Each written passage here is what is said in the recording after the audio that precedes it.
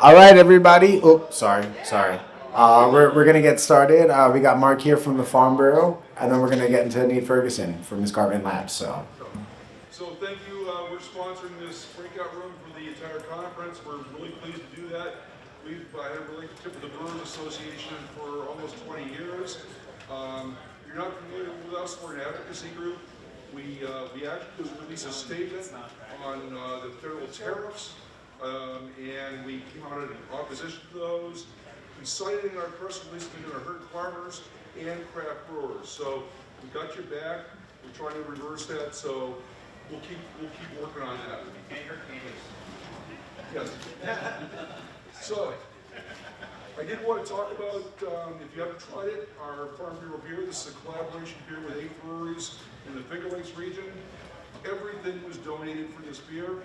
And because everything was donated for this beer, 100% of the proceeds are going to go to Food Link in Rochester and the Food Bank of Central New York. So we're really excited about this. It's 100% New York cream ale. So come by and try it. And if you're not a Farm Bureau member, please come by and sign up. So thank you. Thank you very much.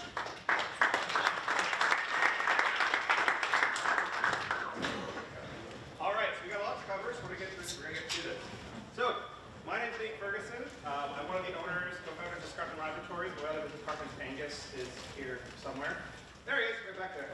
And we are Escarpment Yeast Labs. We've been around for just over 10 years in Canada, in Guelph, Ontario, if anyone knows the area. Making yeast for you guys, for brewers. So, today we are talking about lagers. I'm not going to be using the microphone. I don't like it. It's too loud. All that. We're going to start with this. Which one of these two looks better? Yeah, exactly. It's just in the glass. It's not actually not here. I will often be asking you guys for input, so don't worry about shouting out, saying things, hollering. Please just don't go like, what's that movie where they throw like tomatoes and cheese? Thank you. There you go. Not that. I was gonna say The Room, but Which one of these looks better? Left, absolutely. So, we're going to talk today about how we can hopefully make these beers better. Now, I will say this. I gave a presentation like this in the Ontario Beer Market about 3 years ago, and I hate to say it, at that time, a lot of our lagers looked more like bad ones. They have since gotten a lot better. I've had a lot, well, I made a point the last day I've been here, so trying all yours, and you guys are they're pretty good. Well done. Great. So we're going to go over some of the basics. We're going to go over some of the nitty-gritty topics. And we'll start there. Yeah, first off, we're 10 years old. We've been around for a while. If you're looking for something new, we do have some proprietary products, some unique products, and things like that. Come over by the booth. We'll talk. We'll tell you more about it. And the last bit here is that one of the goals of Escarpment, I think separates us is our ability to transfer knowledge to you, the brewer. One of my goals here is to provide zero cost to the consumer, being you, information to improve the quality of your beer. Outside of being one of the co-founders of Escarpment, I'm also a college professor where I teach people about brewing. I think I have 1 or 2 grads in the room, which is pretty cool.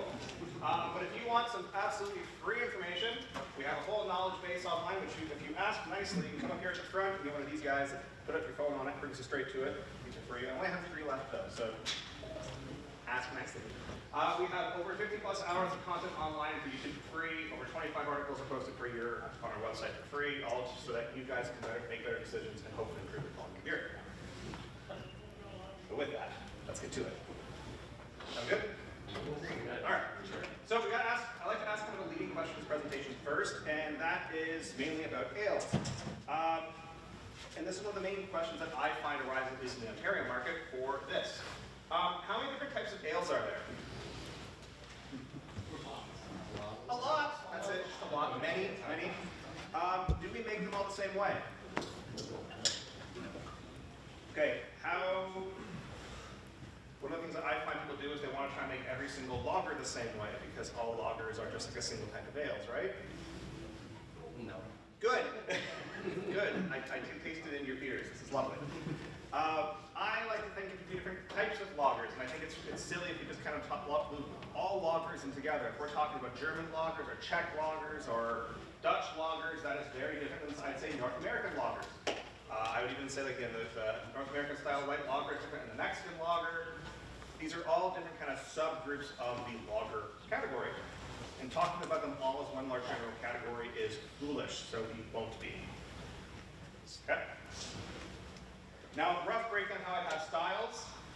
We have North American light. I'd say North American styles would be NA light lager, Premium lager, Mexican lager, steam beer, Italian pilsner. I'm not gonna get into it.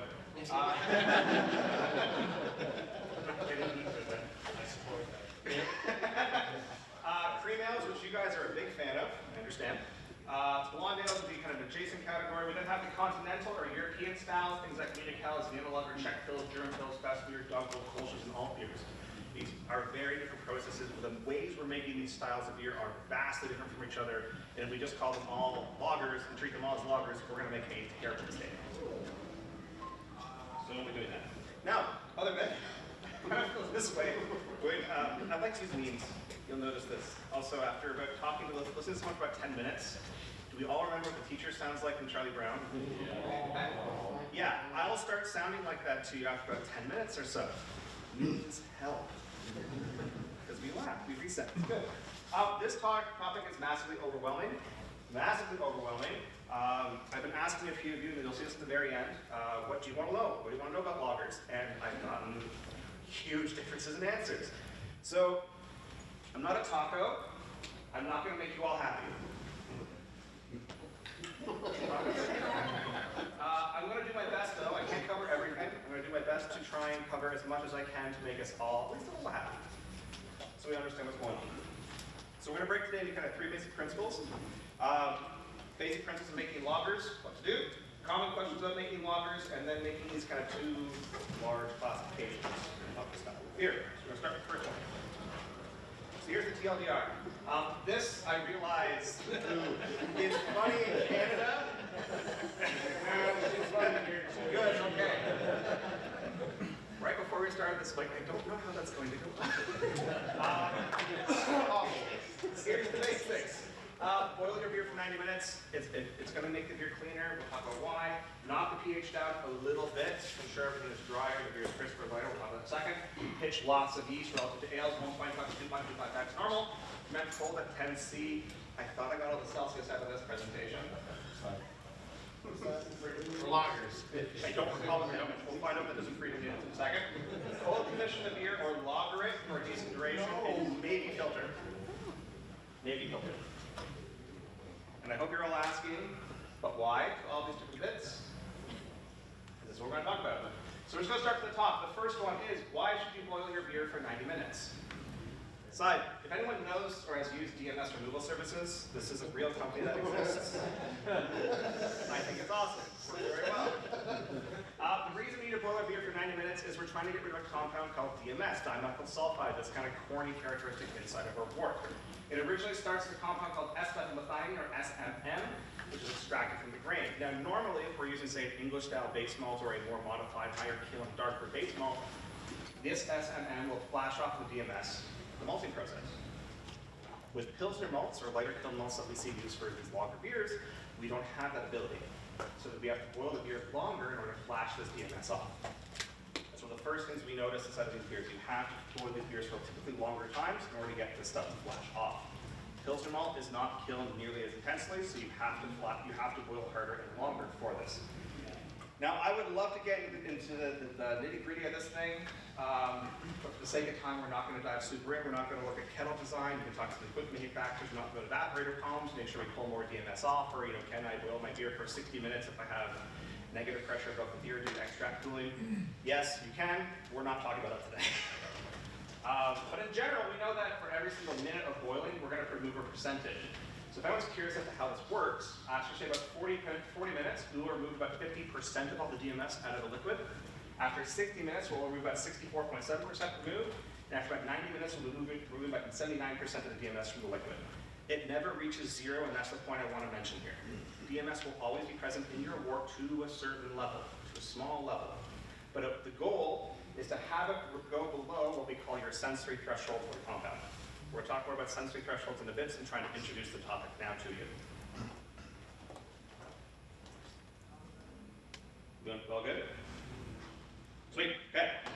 Now, second one, dropping the pH a little bit. Has anyone ever tasted a flabby or dull lager? Yeah. Is that a question? Or yes? All right, wonderful, good. Just a little bit ago, actually. Yeah, this is usually due to the fact that your pH is a little too high. So I want to explain as to why this is. So we did a big study, we looked at all our different yeast strains that we produce, our core like 40 or so yeast strains, this massive paper on this you can find, it's called the Escarpment experiment, you can find a YouTube video we made on it, super resource rich. One of the things that's unique about it is that lager yeasts during fermentation do not lower the pH as much as most ale yeasts. The reason this is important is that the lower the beer pH is, the lighter, the crisper, the lighter on the palate this beer is. If our pH is too high, the beer will taste fuller, flabby, or dull. Which is not something we want. So one of the first things you can do if you find this in your beers is to add a little lactic acid malt. Add a little bit of something just to lower the final pH of the beer. Really important thing to do if you want your beers to be lighter, crisper, there's more effervescence or lighter on the palate. Lower the pH just a little bit. Now we're not going to sour territory. I have had someone do this. We're like, yeah, add a little bit of lactic acid malt, and they made like a gosa accidentally. Don't do that. We're looking just to lower it a little bit. Now, full hands up, and I'm not judging. Who owns a pH meter? Damn. America, hell yeah, okay. Would not have got that response in Ontario. If you don't have a pH meter, you can just add a little bit, like a salt bay amount, just a small amount of acid in order to help bring it down a little bit. Just to give you the reference points, you see something here, the British strains are some of the worst. We actually take advantage of this for our DEPA yeast, so we make some of our, New England IPAs and things like that. Our Saisons go quite low, the Belgian strains go quite low. Final pH is a big thing that alters how we perceive the mouthfeel of the product. All right, we're going to keep this moving along because we only have 1 hour. Should you pitch lots of yeast? And this is going to be a little controversial. They're not controversial, but I find this, if you want to talk about this after, I would love to. Pitch rate is a little multivariable, and everyone likes to think about how many yeast cells we need to pitch to be in this static exact number. I don't think that's the correct way to look at it. There's lots of different things that will influence how much we pitch. So I want to we'll take like 5 seconds, take a look at the graph.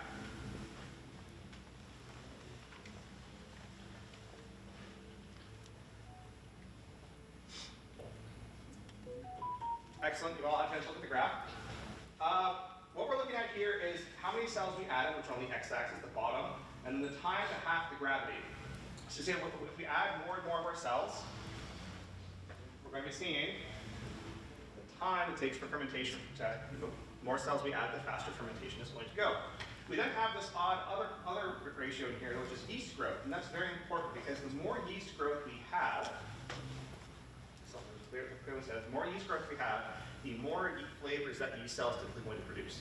The more esters, the more fusels, the more acetaldehyde, the more diacetyl, positive and negative, we'll see more things grow. So we start looking at how much yeast cells we want to add. We need to be asking ourselves also how much yeast cell expression do we want and how fast we need fermentation to go. These are not single variable equations, they're multivariable. Now if we go around, the standard area for this is right around here. We want the beer to grow quickly. We're going to slow the thing down with colder temperatures, so it's kind of this balancing act. If you want to get this real complex, you can do this. Now the third variable on this, where we start looking at dissolved oxygen content. It's probably hard for people in the back, sorry. So what we're trying to show here is that if we want our beers to go faster, we can either add more cells, or we can add more oxygen. If we have less cells to pitch, we can add more oxygen to balance the two things out. If we have tons of cells to pitch, we can get away with using less oxygen. This is a relationship, not a single static value on this. Now, in general, pitching more cells is always going to be beneficial. There's almost never a drawback to adding too little cells into a fermentation. But if we add more, thank you. There's almost never a drawback to adding too many cells into a fermentation. Adding too little cells, we're going to start getting lots of yeast growth and lots of serious problems.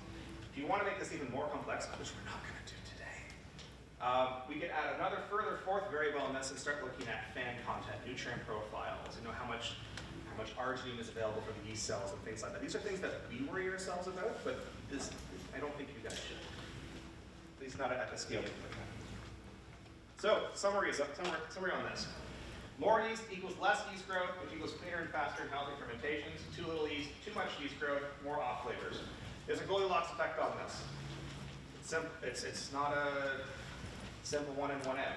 Now, I was talking to people before this, and if you want more sulfur character in beer, sulfur is also a yeast growth characteristic. As the yeast cells grow more and more mold, they'll throw off some sulfur. Sometimes for lagers, we want these characteristics in our beer. You may, as you're talking to each other about what your pitch rates are, if one person seems completely out of whack, this might be the reason why. They might be adding tons of oxygen or other things to kind of balance the whole equation. It's not as simple as we want to go through. How are we doing so far? Good. Good? All right, cool. This slide is here because my daughter is really frozen. She's Queen Elsa. So, why we ferment cold? Cold fermentations are there to try and do a few different things. The first is a decrease in flavor compounds produced, positive and negative. This means less esters. It also means less diacetyl. Balancing. We also typically want to increase, so the cold fermentations will also make certain gases like CO2 more soluble, but it also makes certain maybe positive or negative gases like sulfur compounds also more soluble. They'll become important in a little bit. So there's a few different ways we can ferment cold, a few different reasons why we ferment cold. Sorry, a few different methods for fermenting cold. And this is, I want to give a little bit of information as to where I pulled these from. Does anyone know the textbook written by Coons? I didn't read it, but I've heard about it. Okay. Yeah, I've read it. Have you ever heard of the textbook Malts and Malting? Yeast in the Brewery. Yeah. So each one of these points is what I pulled from each one of these different textbooks, and they all say different things. The giggle I saw from a few of you is the correct answer. Some say start at 6 and hold. Some say start at 6 and increase 2 to 3 degrees Celsius after 2 or 3 days. Some say start and hold at 10. Some start between 20 and 20, increase temperature a few degrees near the end of ferment. Sometimes it's under pressure. There is no one way to do it. If you want a visual representation of it, this is what it can look like. So, this is where when I'm talking to people, they often get, how do I ferment a lager? Why are there so many different options? Why? Can you not just give me one answer as to how to ferment a lager? I want to help break this down, help get you guys to kind of understand it. I want to break it down to my core principles and basic principles to understand what we are trying to achieve. And hopefully we can explain this, you guys can then make the best decisions that you want. 10 degrees Celsius is 50 degrees Fahrenheit, for the record. 20 is 68, just to give you the range. Thank you. Okay, so lagering can traditionally start around 5 degrees C and is allowed to slowly decrease down to 0. The beer can stay at 0 degrees Celsius for weeks or months until desired. This is done for a bunch of different things. It's done to kind of either adjust carbonation, you want to adjust chill hazes. And some of this stuff you'll see brewers want to do on the cold side, like while the beer's actively fermenting, and other people will want to do it afterwards. There is no one right way to do it, unfortunately. Now, all these different graphs, I'm going to bounce around a little bit, but all these different methods are all really just trying to control what we were talking about beforehand. They're just trying to control how much yeast expression you're going to get. Now, we have a few brewers in Ontario who make absolutely phenomenal lagers with radically different processes. We have some that really try to drive the malt character. They're trying to get essentially no yeast character inside of that beer. And they're fermenting at, what was 10 degrees Celsius? 50. Thank you. They're fermenting at like 45 Fahrenheit. Colder than 10 degrees Celsius. Very, very cold. Their fermentations will take them 3 or 4 weeks. That's just from fermentation. It is a long, drawn-out process, but it works. Their malt character they get in those beers is exquisite. Bounce around a little bit. Sorry. Smooth.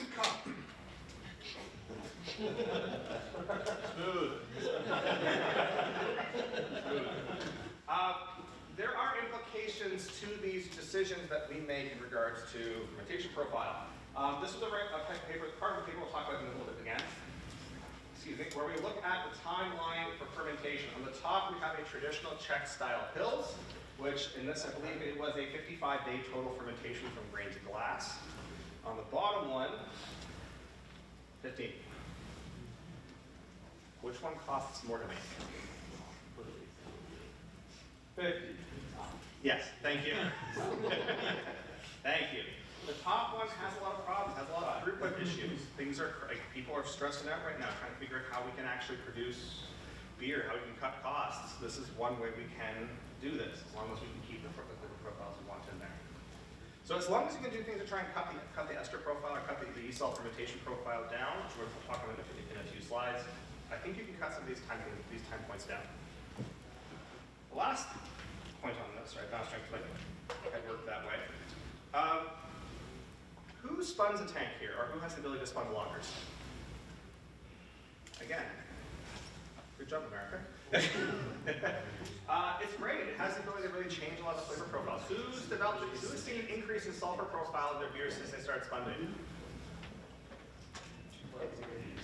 Depends on the yeast cell. It can happen. It absolutely can happen. The lagering process can do a bunch of different things for the beer, and there are certain things that if we, say, have very estery fermentation, you can, in theory, knock down during colder lagering periods. Now, the main things that you see some of the Germans talk about, the Czech guys talk about, I had a chance to sit down and chat with a few different Czech breweries. We have the Czech consulate in Ontario. They came in, and for some reason, they're all our Ontario brewing events. I don't know why, but they are. I honestly expected to see them here, and they weren't here, so I realized it was just an Ontario only thing. This is what their ideas for it. They're going to strip certain volatile compounds. They will actually intentionally try to bleed off some of the CO2 they get from spunning in order to try and get some either acetaldehyde or diacetyl or sulfur compounds out of those beers. They're looking for diacetyl cleanup, but they're mainly focused on trying to 90% prevent it there to begin with. And this is the one I really want to hit on, is this last one, is the precipitation of bitter compounds. And this is what I think that people really overlook when it comes to the lagering process. So it's kind of been a little bit of an eye-opening process for me over the last year. Do we all know what chill haze is? Yes. Does anyone not know what chill haze is? Lovely. You're either silent and don't want to admit it, and you're going to find out anyway. So chill haze being the small amounts of proteins and polyphenols that develop as the beer gets cold.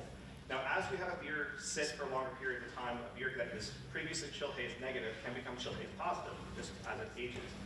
One of the things these Czech guys are doing, this with the Germans too, is they're trying, one of the reasons they age their beer for so long is they're actually trying to induce that chill haze to come out of their product. They want the chill haze to precipitate in the beer as it's lagering and then to settle out. So when they drain the beer off the top, there's no way for it to haze again. Now, as that chill haze drops, it also precipitates a lot of bitter compounds, which then makes the beer taste more malt forward, cleaner, sweeter, things we associate with, say, a German or Czech style helles or Czech style lager.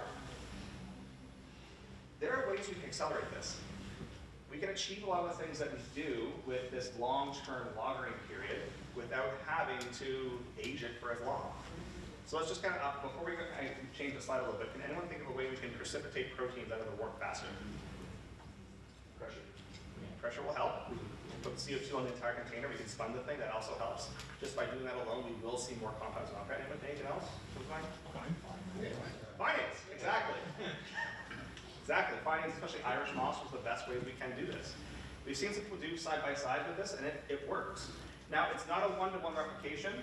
It's not perfect, but it gets you, a good chunk of the way there.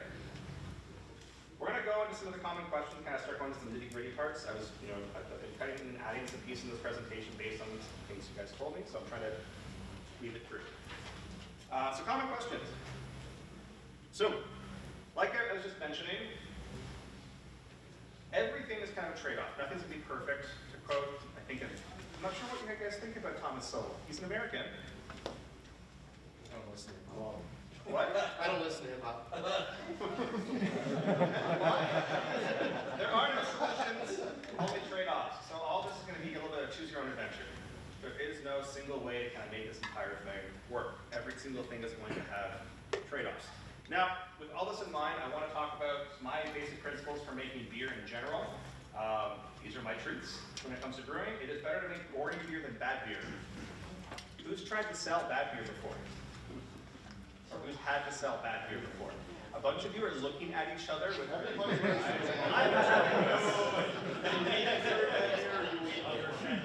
What's my choice? Have I sold a beer that I don't like? Hell yeah. Yeah. We're going to leave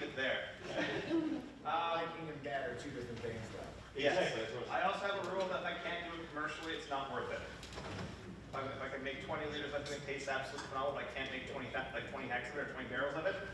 Not worth it. So if you are new to this, which I don't, based on what I've been tasting, I don't think anyone here is new to making lager, but in case you were, here's what I'd suggest you do. Make a North American style light lager without any off flavors first. So you can figure out how to fix those certain off flavors before you start trying to make your Czech style lager that you're gonna lager down and sit down for 6 weeks before you package it and bottle it and do all that stuff. Try to just make the basic fast thing good first, and then go on to medium low, or medium difficulty. Add some malt in, try to make it rounder, sweeter as you want. Don't start off by doing 4 different mash rest, decoction, all the crazy stuff. Try to make this as simple as possible as you can first, and then build it up and add layers. Otherwise, it's not going to work. So with that in mind, I want you to consider the following. Love Bill Nye. Thank you. I thought I'd give it more of a laugh or kind of a smile. A bit of a slower burn. Here for you. Bill, beer. So we're talking about what decoction mashing does. So I want to just say this up front. I'm a little torn on this. I've had a few conversations with you already. I'm torn on this. I'm talking anecdotally at this point. Decoction mashing does do several things. I mean, first, it does develop Maillard reaction. Maillard reaction are the kind of sweeter, maltier tones we see inside of these traditional European-style beers. It increases fermentability by having longer mash rests. It also means longer brew days for you, so make it as you see fit. It also causes more starch to gelatinize. And I want to talk a bit about that. So is this necessary? It's debatable. Personally, I think it has some positives to it if you're making the right style of beer. If you're not, it doesn't make a hell of a sense. Just a quick show of hands, who's done a decoction rest for a beer? A lot of you. Angus, I'm not wrong, this is not. You guys We're still working the standards. We're working the metrics. You're like halfway there. So this is what a standard decoction rest would look like. You know, we're bringing the wort up to a boil. And that's right. We're taking a small portion of liquid grains and all, boiling it, and adding it back into our mash in order to elevate the temperature of the entire thing. And the part I want to mention here is that boiling portion. Because what we're going to cause here is what's called gelatinization. So gelatinization is what happens when you are cooking anything. What happens when you're cooking rice is you're actually gelatinizing the starches. When you're boiling potatoes to make mashed potatoes, you are gelatinizing the starches in those mashed potatoes. You definitely gelatinize starches in your life. You do it in brewing every single time. Now, normally, we only see starches gelatinize up to, I'm going to ask you for Celsius conversion again. Yeah, go for it. 78 degrees Celsius. Sorry. Mash out temperatures. 180. 180 Fahrenheit, all right. If we go above 180, we're going to start seeing starches that would not normally gelatinize become soluble. 172. There we go, thank you. What's that in Celsius? 78. Oh, we're not so bad. So this is what a starch granule will look like, and what you can see on the outside is that those starch granules are pretty loose with each other. They're kind of like little shells. And as you get smaller and smaller and smaller into the starch granule, it becomes harder and harder for these things to break down, and the temperature required increases. So when we do decoction, we actually start seeing some of these starches inside that previously were not attainable start to become attainable in our beer. It also becomes more difficult for the enzymes we have in our mash to break these things down, which is thought to be the reason why we start seeing increased body, increased mouthfeel, more textural properties from decocted beers. Now, inside those starch granules are also proteins. Proteins that will also give the beer more roundness, more fullness, all those good things we want. This is what the starches look like as they gelatinize. They eventually explode. They do eventually explode, just like Mr. Kura said. Is it necessary? I think it makes a difference. Would I start here? Absolutely freaking not. This is not where I would start. I would start by adding like a little bit of melanoid milk. That hurts my eyes. We're going to move it. I'd start by adding a little bit of melanoid malt, see if there's other ways you can get the characteristics in there. There is one thing I'm going to add at the end after a conversation I had with a prominent brewer recently, which has started to change my mind on this topic, but park that there. That slide was in the wrong area. I do want to talk about this. The longer boil part we mentioned already, I want to just hit on this a little bit longer because I think it's really important. Some people, we've had clients come to me and say, like, I don't think this is necessary. I really don't think it's needed. I think it is. There's one thing for brewing these type of beers that I think is really, really important. I do think having 90-minute boils is important. And to explain that, I want to talk about how your senses work a little bit. I mean like how your sense of hearing, your sense of touch, your sense of taste, everything works. Without looking words on the screen, has anyone ever been in, let's say, a noisy area or a room with ambient noise and there's a song playing on the background? It's very low volume and you can't tell what it is. Like, you know music's playing, but you couldn't tell the song, the music, the style, anything like that. We've all experienced this? Okay. So this is a auditory phenomenon, so audio, sound, the same thing we see on our palate. This is what we call the absolute or detection threshold. We can say, hey, there's a thing there. I can't tell you what it is, but something's around. There's something that's currently playing in the background. What's going to happen if we increase the volume of that background music? You can distill what it is. You can start to figure out, oh yeah, it's Taylor Swift, more like they're not. It's going to be a song. You can figure out what it is. As we start increasing the volume on something, we can then start going, it's that song. The same thing happens for your mouth, for this part of it, for tasting. Who's ever tried a beer where you're like, there's something off? I don't know what it is. Yeah, we've all experienced this. This is a sensory version of a compound being in your detection threshold, but not in your recognition threshold. In order for you to recognize it, it needs to be a higher concentration. Now, before we get further on this, you can't train yourself to get better at these things. Sorry, you can't train yourself to get better at this one. You can train yourself to get better at recognizing it, but you cannot get better at detecting when things are there. You can't, it's not possible. So what I find, especially when people are just trying to get the lagers, is they'll have flavor compounds, like it won't taste like DMS, but something's not right. Something's off. There's a weird off flavor in the background. It's just, it tastes a little muddy. I can't tell you what it is. I also enjoy the fidget spinner somewhere over there. This is a situation where DMS is probably in a concentration around your detection threshold, but not high enough for recognition. If you want to clean these things up, you want to clean the flavor profile up, boil for longer, it'll probably get rid of this thing even below your detection threshold. That's my 2 cents on this topic. There's one other part to this, and this is, if you were having a conversation with someone, and there's music playing again, we use audio again to try and figure this out, do you have to speak louder, or can you speak softer to talk if there's music going on in the background? Like if you were pumping music into this room at the same time, and I was trying to give this talk, would I have to talk louder? Yes. Absolutely. So, let's switch back to beer. Let's say I have a lovely malt profile in my beer. Lovely malt profile. Let's say I have a low level of DMS. I have a low level of just music playing in the background. Will our flavors inside the beer have to be more intense in order for me to detect it?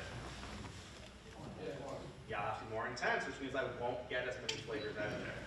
Oftentimes when you may have a beer where it doesn't taste like DMS. It doesn't taste like anything's going wrong. But the malt flavors just aren't shining. And you'll think, hey, if I boil the beer longer, maybe I'll Maillard them out. Not typically what happens, but what does happen is we'll flash the DMS off, where we've gotten rid of that low level of volume that was in the room, and we can now actually hear what people are talking, hear what people are saying. We can now hear the flavor profiles that are actually in the beer. I like to use music as an example for this. I think it works. Does it make sense? Yeah. All right, cool. You too. Me too? Like, my zones are like metal, video game soundtracks, and ska. You sure you're not from Long Island and in Canada? If you're in a ska? I mean, fair question. My families are farmers and engineers. Yeah. All right. Another bit. So fermenting under pressure. Who ferments under pressure here? Okay, a few of you. Who ferments ales under pressure in order to make lager-like beers quickly? Okay, this is a much more popular technique in Ontario. People that try to use pressure fermentations in order to make beers cleaner, faster. There are people who try to say, instead of fermenting the beers, or who don't have the ability to ferment lagers at 10C, 50 Fahrenheit? Yes. Hey, sweet. Can't ferment at 50 Fahrenheit, so they'll put a spunding valve in the thing, ferment at 65-ish? Yeah, okay, good. Be around 65 Fahrenheit, so they can get a cleaner profile. This does work to a certain degree. Now, it's not a perfect replacement, but I do want to show some data on it. Now, if you want an example on this, you want more literature, I said we have a huge resource. You can find this blog post. It was a homebrew experiment. We did a lot of due diligence on it. They use a spunding valve and things like this. What I do want to talk about is this. So this was a study that was done where they took a traditional lager fermentation. They looked at a few different compounds, a few different esters. We're talking octanoic acid, bicanoic acid, 1-butanol, a few different common ester profiles we see inside of lager yeast. And they took traditional cold start fermentations, like it was 6 degrees Celsius, let it free rise up near the end of ferment, all that stuff. And then did the same thing, I think it was like 14 or 15 degrees Celsius, but under pressure.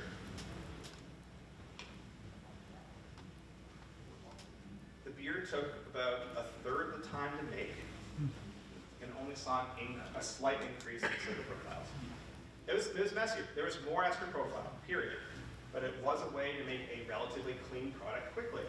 This brewery did this in the summer when they needed to get more and more of their lager beer out faster. This made a lot of sense. Again, I'm not saying it's perfect. This wasn't even our study. It was, you can see at the top, Czech lager, Yeast, 2124 Bohemian lager strain. That's what they used for it. But it does prove the point. You can make very clean tasting beers under pressure. That's 58 degrees, so that's still not, super, super warm, but 15, yeah, that's like 58 degrees, yeah. Yeah, it's still not super warm, it's still like on the cooler side. It's, barely an ale temperature, but. Yeah. Thank you. All right, so these are kind of the questions I've heard for this. I want to get back to our bit about North America versus continent, and give you guys some takeaways before we isolate this a little bit. I've really struggled with this, so I'm going to kind of break it down to 1 hour. I've gone many hours on this. So if you look at what the difference between these two different groupings are, we have a North American, typically has minimal or no ester profile, minimal to no sulfur profile, no off flavors, except for discount brands, that's allowed. That's where you try to, for us, it's like you try to make, Labatt, it didn't work, it's now Lucky Lager. That's how they operate, at least where we are. Drier finish, higher carbonation, less foam. If this is like a potentiometer, like a tone knob or like a volume knob on a guitar, it's at a 3 or 4. Like the flavor tones in these things are not intense. European or continental ones, low to moderate ester, again, more low to moderate sulfur, no off flavors, more malt driven, more biscuit, kind of bread crust, things like that. Higher carbonation, significant foam. The flavor knob's a bit higher. Nothing's going to 11, it's not Spinal Tap, but things are a bit more intensely flavored. So I want to just kind of briefly discuss how you can achieve these things. So what we have here is a little graph of diacetyl reduction over time. I asked a few people, what can we do to, what should I talk about? And I heard diacetyl over and over and over again. So this is the same beer, but they took the beer after near the end of fermentation and split it into a few different temperatures. So we have 15, 10, 7, 5, and 0 in Celsius. Not important the exact temperatures. What we see is that the colder the beer is, the longer time it took for diacetyl reuptake.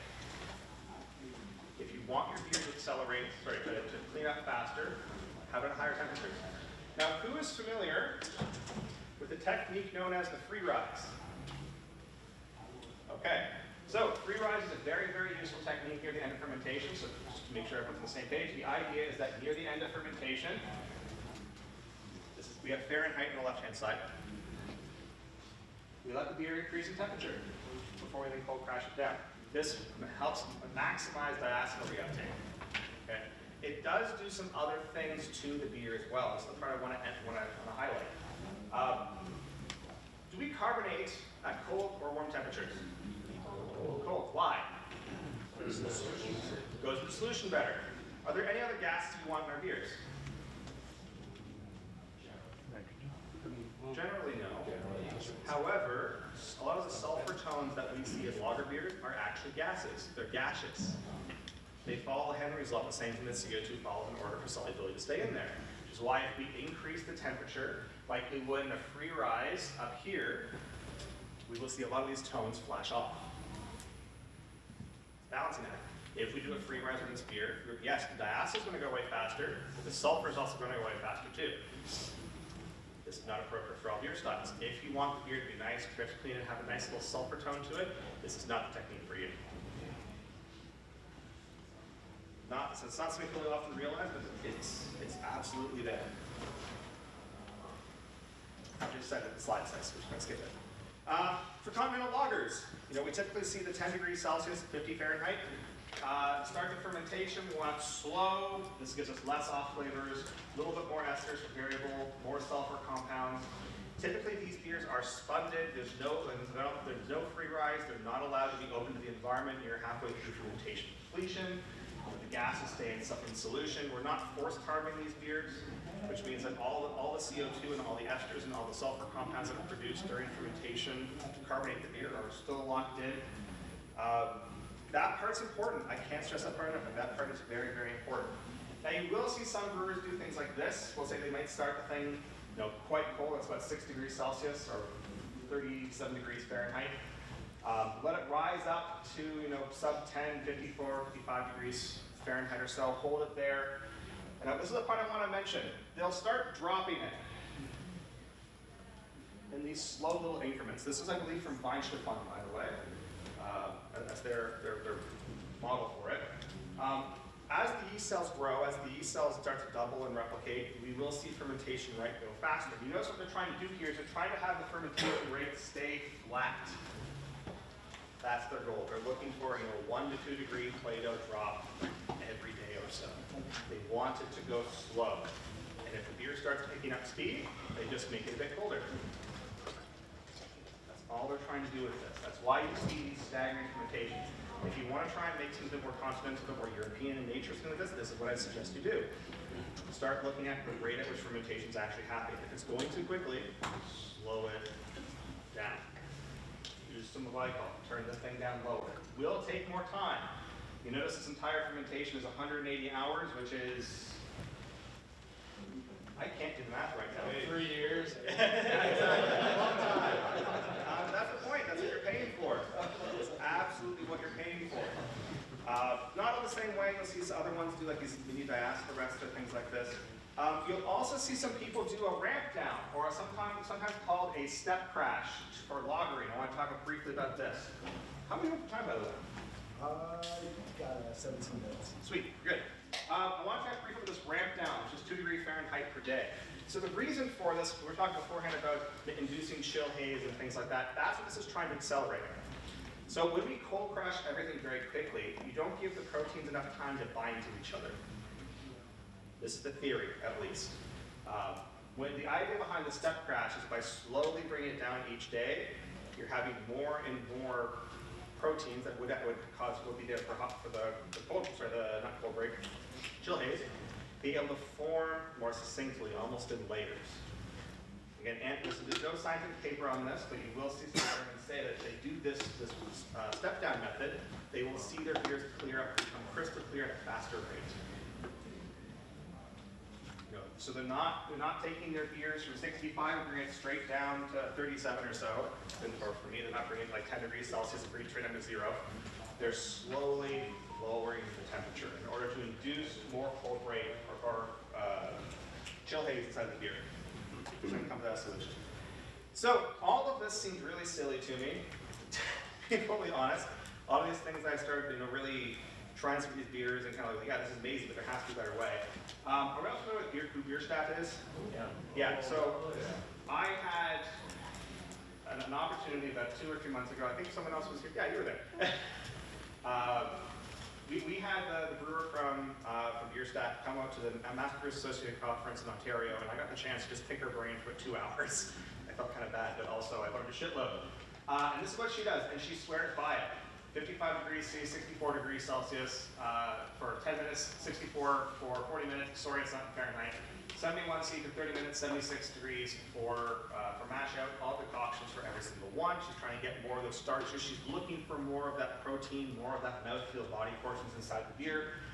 She starts at 46 to 2 degrees Celsius for primary fermentation for 8 to 11 days. 8 to 11 C for 12 to 24 days, really slow. Everything has to be there cold for at least 4 weeks. Just 1 to 2 degrees Fahrenheit step crashes for cold crashing. Everything is slow, drawn out, pragmatic, clean. And their beer reflects it. Their beer is phenomenal. Now, I want to just point, we're going to put a quick pin on that and move to something else. Do you think your average beer consumer is willing to pay a premium for this product? No, exactly.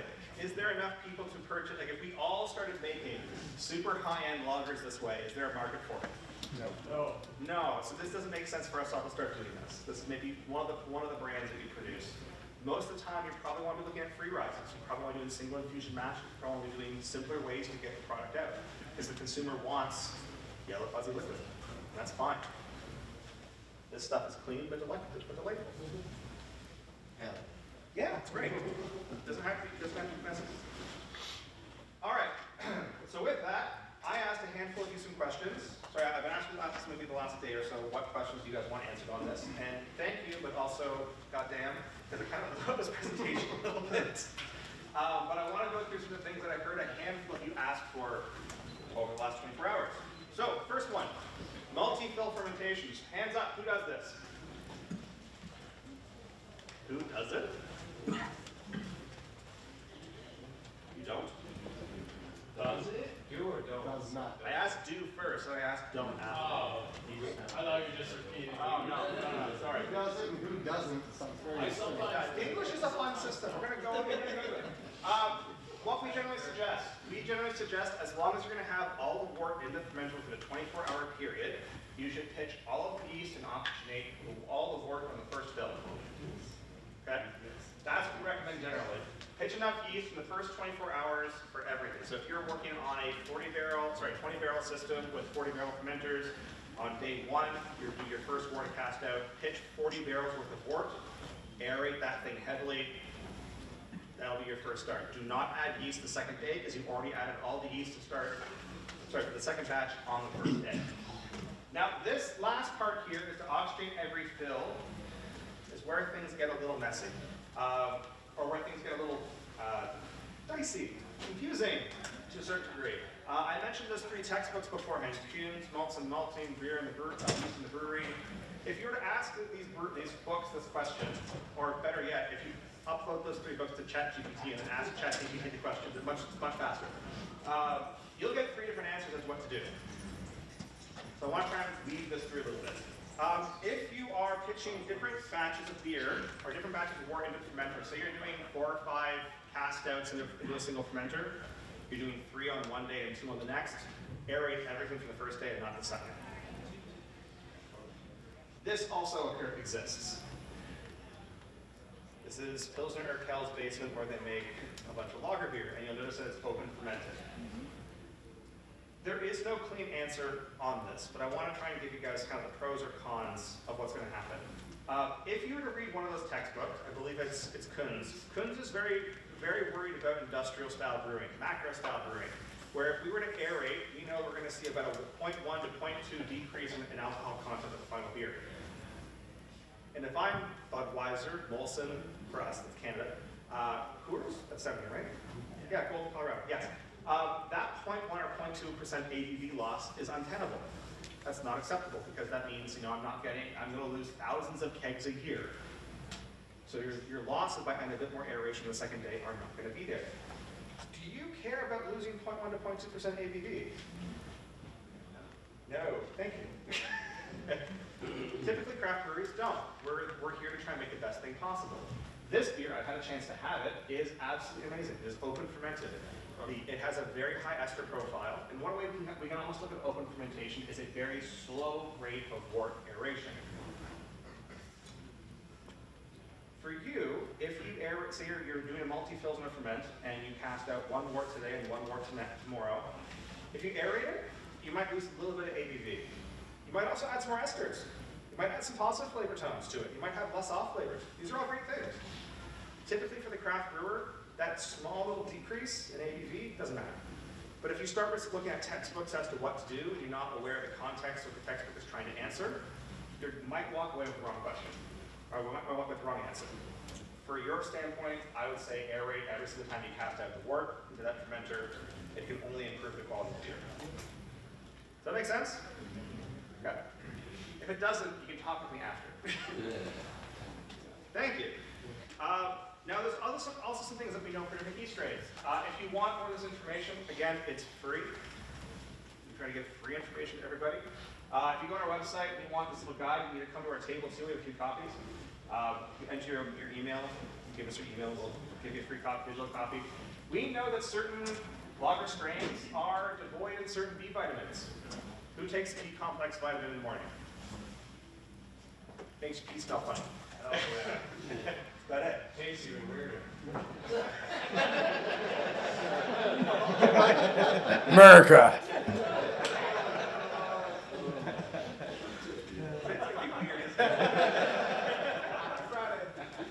We know that certain yeast strains are devoid of certain B vitamins. They can't synthesize them. They need a B vitamin shot. We know that things like Isar just need more B vitamin general. Cold strains actually can't produce amino acid glutamine. Mexican lager, the Corona yeast strain is devoid of B1 or prothymine. We developed our own internal nutrient propagation mix that we used instead of we've used it originally internally called Yeast Lightning. It has all this stuff in it. We originally had it so that we would, as we're growing, say Mexican lager, we were providing enough thymine to it. We now sell it because we find a lot of brewers benefited. So if you're interested, we can write it for you. Other bits. Just kind of edge case. I had some people ask about flocculation, saying that they were having a hard time getting enough lager yeast cropping off their tank to repitch, things getting very powdery. If you look at all the research books and things, that they're all going to tell you that calcium is the magic molecule that induces flocculation. For lagers, in our experience, magnesium also plays a very large role. Very large role. We have had a handful of clients where it's like, hey, the yeast cell just isn't flocking, it's too powdery, it's not concentrated enough. You hit it with a bit more magnesium sulfate or magnesium chloride, and it starts clumping more solid liquid. To a lesser degree, we see the same thing happen with zinc, but it's not nearly as impactful. We see other what's called divalent cations that have two charge, positive two charge. Magnesium in particular seems to be the trick for it. So if this is something that you're struggling with, I seriously encourage you to start using some magnesium. More on diacetyl.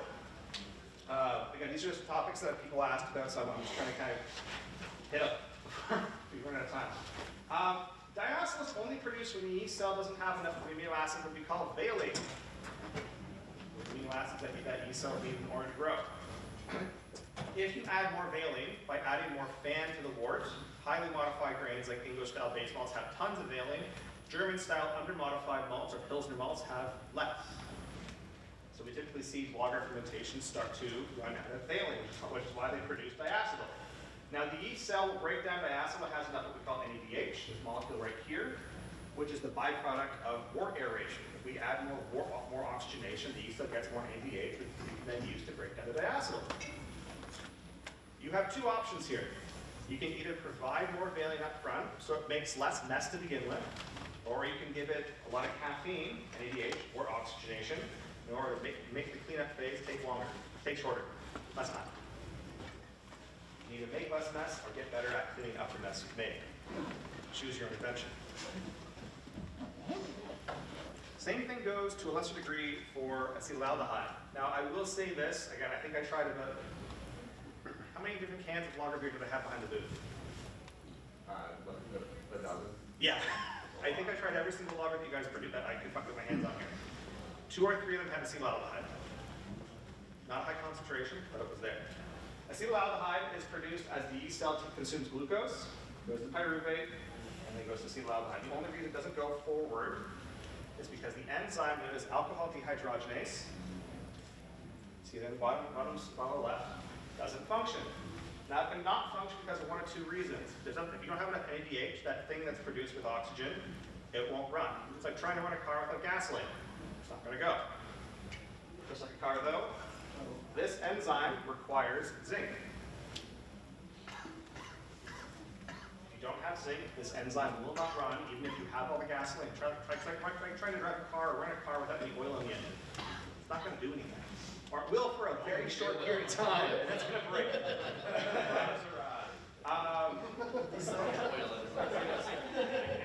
I don't know enough about cars. I think what I just said was right. But yeah, zinc will normally precipitate in the wort. About 80–90% of that zinc that we see inside of our malt will fall out of solution as we chill the wort down. So it's not actually bioavailable. Additionally, zinc levels in soils are going down due to farming methods. It's actually the point where, like, if you look in Australia, the amount of zinc that's in the average Australian diet, if they consume just food grown there, they become malnourished in zinc. It becomes a serious issue because there's none left in the soils. This happened. This is why we're starting to see more of a problem with beer. We added this yeast lightning twice in there. Other things like Cervomyces, Schlallen product, you will also have large amounts of zinc in it, so you don't have to use us, but please provide your yeast cells proper levels of zinc. One last bit, who adds zinc sulfate heptahydrate into their worts? Keep your, all the way up, because I'm going to ask you the question, who adds it on the hot side? Okay, zinc precipitates when we add it on the hot side. You are supposed to add zinc solutions on the cold side. Add it with your yeast culture. It will all go in suspension. If you add it on the hot side, it will fall out of suspension. That's what I was going to ask. If you have done any bench trials on the adverse effects of adding your nukes, during pitching or Newts? nutrients. Oh, okay. Well, pitching or So things like this, just as I go into the details of it, only the eye. This is bioavailable. It's bound in sort of other organic compounds, so it will not precipitate when you add it on the hot side. But if you're adding just powdered zinc sulfate alpha heptahydrate as a liquid or powdered form, you should be adding that on the cold side. That nuke should be cold. hell yeah. All right, I also got a handful of questions about seltzers, mainly about the sulfur profile inside of this. So the reason you get sulfurs inside of these strains is that the yeast cells are lacking a lot of amino acids that are containing sulfur, so they have to try and produce their own, releasing lots of it in your yeast. Full product disclosure, we have a nutrient we're releasing next week, as a snapshot of it. We've given this to a bunch of different clients, they absolutely love it. The nutrition on this has been partnered with this yeast strain, so this strain won't produce sulfur when you use this. It's a nice one and done. We are very happy with it. We want it to be easier. I'm going to move past because I kind of feel weird about it because it's a direct product placement thing. I also had a question about inoculation temperature for lagers. In general, lagers, any yeast strain does not like being cooled. Lagers do not like having glycol applied to them. Anyone ever try to make a Belgian beer, like a high ABV Belgian beer, and you hit it, it touches a bit of cooling and it stops fermenting? We're talking like a Belgian quad or triple or things like that. It happens. Yeah, no yeast cell likes or enjoys cooling. It's stressful. So in general, you do not want to try and, say, pitch your yeast cells at 50 Fahrenheit and then drop it down to 42. You always want to get your wort to 42 and then add your yeast and let it free ride for a little bit. Ideally, you inoculate your worts like 1 to 2 degrees, 2 to 4 degrees Fahrenheit, 1 to 2 degrees Celsius below your fermentation temperature. That is the ideal. There's also some bits about over-oxygenation. Over-oxygenation can occur if you're using pure O2. It's not common, but it can occur. And the way I like to think, it mainly occurs when the yeast cell is not ready to consume. It's not ready to actually eat the oxygen or use the oxygen. You can almost think of it like if you were to take the skin off an apple. It's going to brown. If the yeast cell is not able to consume that oxygen rapidly or readily, all that oxygen is going to bind and bruise and brown the outside of the yeast cell. However, if the yeast cell is actively able to be consuming oxygen, it's very, very difficult in order to oxidize the yeast cell.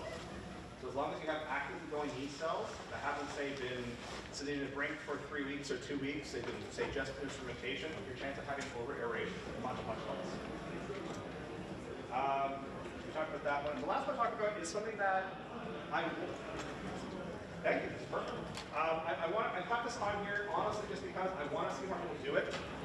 It's something called a flotation tank. And again, talking with the fellows from here, Cal from Bierstadt.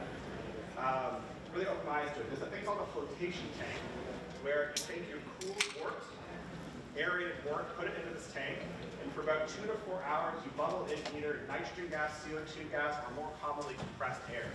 And all of those small little bubbles cause all the protein, the drug, the oils to rise to the top and coagulate.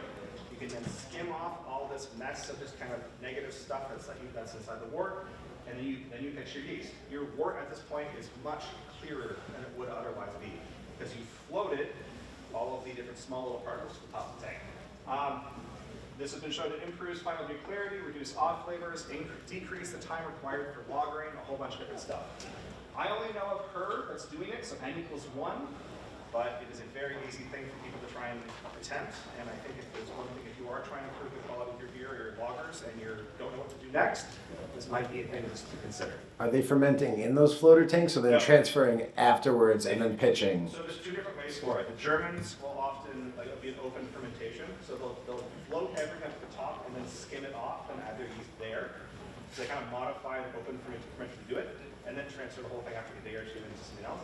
But they have this tank, bubble the air through it, drain all the wort off the bottom of it as they leave kind of the scum on top, and then add their yeast. All right, so that was a rapid fire, a bunch of different topics for yeast. Again, if you want more information on this stuff, or any of these topics we kind of touched on today, we literally have hours and hours and hours of content online. If you have any sort of questions on lager fermentations or beer fermentations, we're all ears. Yeah, I hope you learned something. I hope if you didn't know what to do or how to make lagers, you have better ideas to where to start. And if you have been making lagers for a long time, you have ideas how to brew beer. Thank you.